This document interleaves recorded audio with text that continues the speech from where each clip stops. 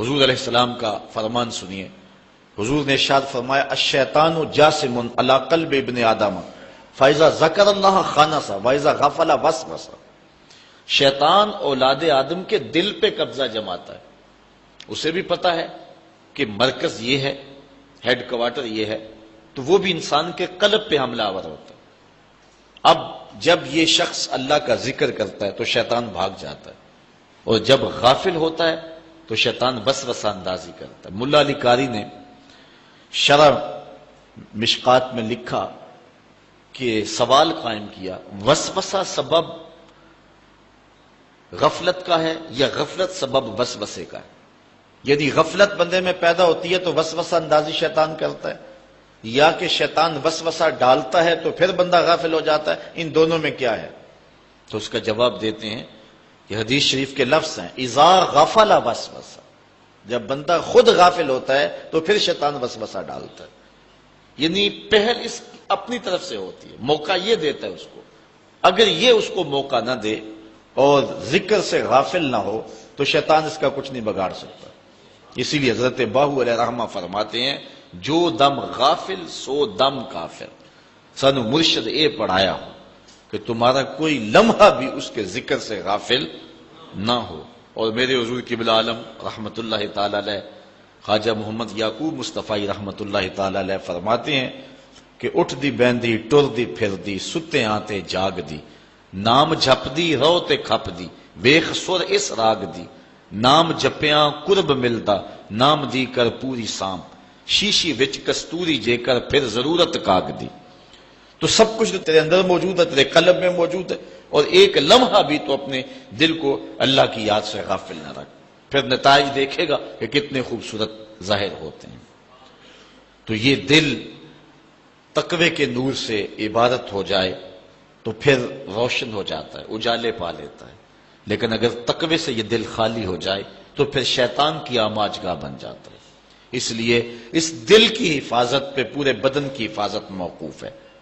اگر شیطان کے ہتھے چڑھ جائے گا تو پورا بدن وہ کرتا ہے جو دل چاہتا ہے، اور دل وہ کرے گا جو شیطان چاہے گا، تو پھر پورا نظام شیطان کے قبضے میں چلا گیا. اور اگر انسان کا دل مالک کی دہلیز پہ جھک جائے تو پھر اعضائے بدنیاں وہ کریں گے جو دل چاہے گا، اور دل مالک کی مرضی کے بغیر جو ہے وہ کچھ سوچ ہی نہیں سکتا، کوئی چاہ ہی نہیں سکتا. اس کی چاہتے ہی اس کی رضا ہوں گی تو پھر انسان کے اٹھنے والے قدم جو ہیں وہ راہ حق پہ چلیں گے. اس کے لیے پھر دین پہ چلنا مشکل نہیں ہوگا. سحری کا اٹھنا مشکل صحیح، لیکن اگر کسی کی زندگی کا لطف ہی ان آنسوؤں میں رکھ دیا جائے تو پھر اس کے لیے مشکل نہیں رہتا. اللہ تعالیٰ اس کے لیے پھر آسان کر دیتا ہے. اس لیے اس دل کی اصلاح کر لیں. اگر دل ٹھیک ہو گیا تو پھر پورا بدن ٹھیک ہو گیا. اور نیکی اور بدی اس کا مرکز جو ہے وہ دل ہی ہے.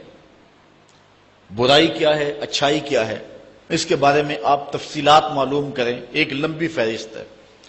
لیکن آپ کسی ہنگامی صورتحال میں پاس آپ کے مفتی بھی نہیں ہے تو کوئی کام آپ کو درپیش ہے اور اس وقت فوری اس کا ہونا یا نہ ہونا موقوف ہے، تو اب آپ کیسے کریں گے وہ کام؟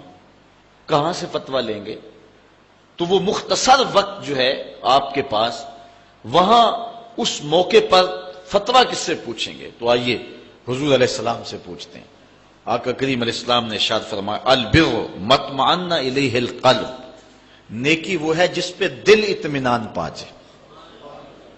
یعنی ایک آسان اور سادہ کلیہ ہے کہ اچھائی کیا ہے؟ جس پہ دل مطمئن ہو. اور دوسرے مقام پہ فرمایا برائی کے بارے میں کہ ما حاک فی صدرک، جو تیرے سینے میں کھٹکے اور تو ڈرے کہ اس پر لوگ مطلع نہ ہو جائیں، تو وہ برائی ہے. تو دل ہی فتویٰ دیتا ہے. حضرت وابصہ رضی اللہ تعالیٰ عنہ حضور علیہ السلام کی خدمت میں حاضر ہوئے اور لوگوں کو پھلاں کر کے آگے آ رہے تھے اور بیٹھ گئے. لیکن آقا کریم نے مزید کرم فرمایا ادنو یا وابصہ، وابصہ اور قریب آ جاؤ. انہیں کوئی بے چینی تھی، کچھ پوچھنا چاہ رہے تھے، تو آ کے قریب ہو گئے تو حضور نے فرمایا وابصہ اور قریب آ جاؤ. حضرت وابصہ اٹھے تو اور قریب آ گئے. خود فرماتے ہیں میں اپنے مقدر پہ قربان جاؤں، میں اتنا نیڑے ہوا کہ میرے گھٹنے حضور کے گھٹنوں سے چھونے لگے. اتنا میں مجھے حضور نے نیڑے کر لیا، اتنا قریب کر لیا۔ جب اتنا قریب ہو گیا تو حضور نے مجھے پوچھا، وابسہ کوئی سوال پوچھنے آئے ہو؟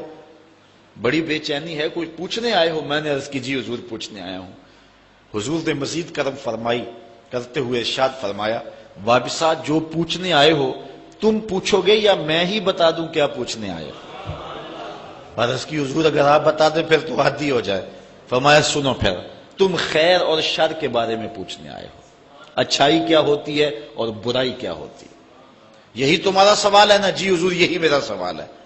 تو حضور علیہ السلام نے فرمایا اس سوال کا جواب تم نے مجھ سے لینا تھا، سوال تو نے کرنا تھا، تیرا سوال میں نے خود کر دیا، اب جواب مجھ سے لینا ہے یا اپنے آپ سے لینا ہے؟